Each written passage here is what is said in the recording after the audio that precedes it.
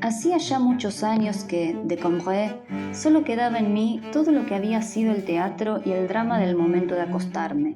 Cuando un día de invierno, al volver a casa, mi madre, viendo que tenía frío, me propuso tomar contra mi costumbre un poco de té. Me negué primero y, no sé por qué, me desdije. Ella mandó buscar una de esas tortas bajitas y regordetas llamadas magdalenas, cuyos moldes parecen haber sido valvas ranuradas de veneras de peregrino. Y enseguida, mecánicamente, agobiado por la insulsa jornada y ante la perspectiva de un triste día por venir, llevé hasta mis labios una cucharada de té en la que había dejado ablandar un pedacito de magdalena. Pero en el instante mismo en que el sorbo mezclado con las migas de la torta tocó mi paladar, me estremecí, atento a lo que pasaba de extraordinario en mí. Un placer delicioso me había invadido, aislado, sin la noción de su causa. Había vuelto en un instante las vicisitudes de la vida indiferentes, sus desastres inofensivos, su brevedad ilusoria, de la misma manera en que opera el amor, llenándome de una esencia preciosa. O tal vez esa esencia no estaba en mí, era yo mismo. Había dejado de sentirme mediocre, contingente, mortal. ¿De dónde había podido venirme esta poderosa alegría? Sentía que estaba ligada al gusto del té y de la torta, pero que lo sobrepasaba infinitamente. No debía ser de la misma naturaleza. ¿De dónde venía? ¿Qué significaba? ¿Dónde aprehenderla? Bebo un segundo sorbo en el que encuentro casi lo mismo que en el primero. Un tercero que me aporta un poco menos que el segundo. Es tiempo de parar. La virtud de la poción parece disminuir. Es claro que la verdad que busco no está en ella, sino en mí. Ella la despertó en mí, pero no la conoce y no puede más que repetir indefinidamente, cada vez con menos fuerza, este mismo testimonio que no sé interpretar y que quiero al menos poder volver a preguntarle y reencontrar intacto, a mi disposición de inmediato para un esclarecimiento decisivo. Dejo la taza y me vuelvo hacia mi mente. Es ella quien tiene que encontrar la verdad, pero ¿cómo? Grave incertidumbre, cuando la mente se siente desbordada de sí, cuando ella, la que busca, es a la vez el país oscuro en donde debe buscar y en donde todo su bagaje no le servirá de nada. Buscar, no solamente, crear. Está frente a algo que no es todavía y que solo ella puede realizar luego de hacer entrar en su luz.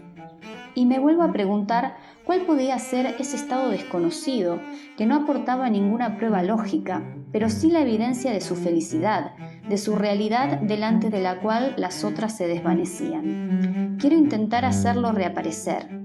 Me retrotraigo con el pensamiento al momento en que tomé la primera cucharada de té.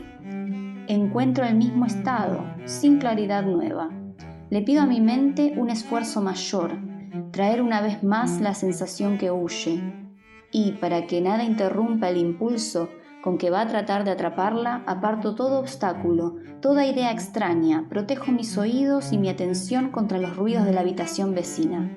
Pero al sentir que mi mente se cansa sin éxito, la obligo al contrario a esa distracción que le negaba, a pensar en otra cosa, a restablecerse antes de una tentativa superior.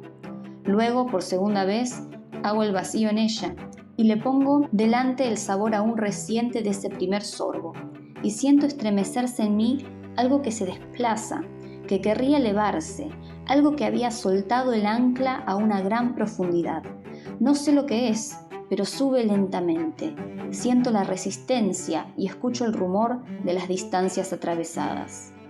Cierto, lo que así palpita en el fondo de mí debe ser la imagen, el recuerdo visual que ligado a ese sabor intenta seguirlo hasta mí. Pero se debate demasiado lejos, demasiado confusamente. Apenas si percibo el reflejo neutro donde se confunde el inasible torbellino de los colores removidos.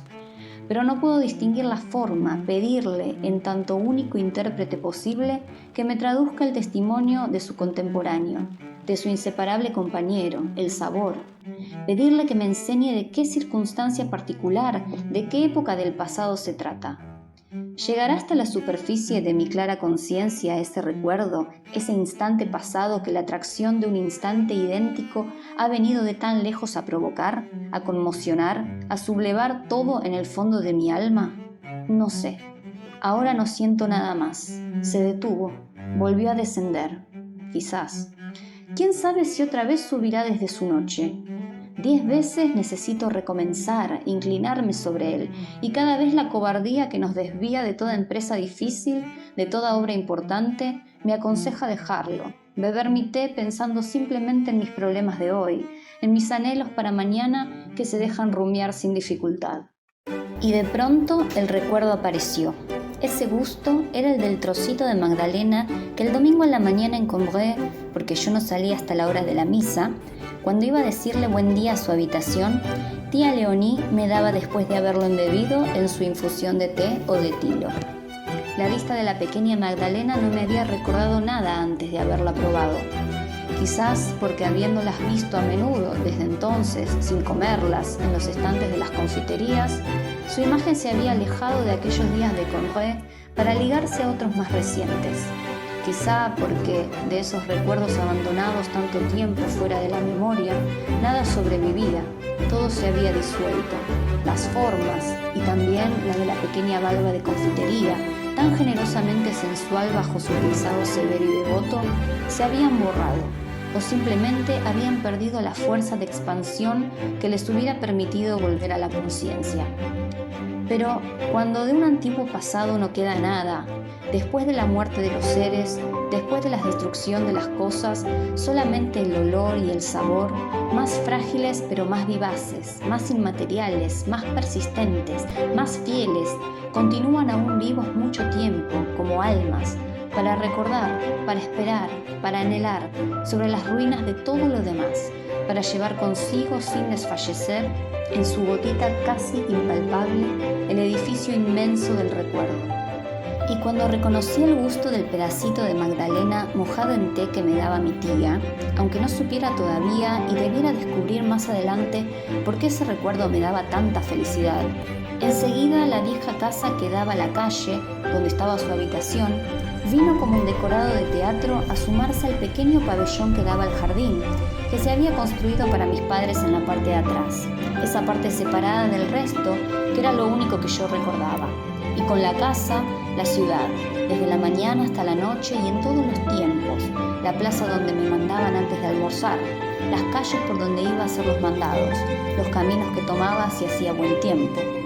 Y como en ese juego en que los japoneses se entretienen metiendo en un bol de porcelana lleno de agua pequeños pedacitos de papel hasta ese momento indistintos que apenas sumergidos se estiran, se retuercen, se colorean, se diferencian, se convierten en flores, casas, personajes consistentes y reconocibles, lo mismo ahora todas las flores de nuestro jardín y las del parque del señor Swan y los nenúfares del Vivón y las buenas gentes del pueblo y sus casitas y la iglesia y todo Conré y alrededores, todo lo que toma forma y solidez, salió, ciudad y jardines, de mi taza de té.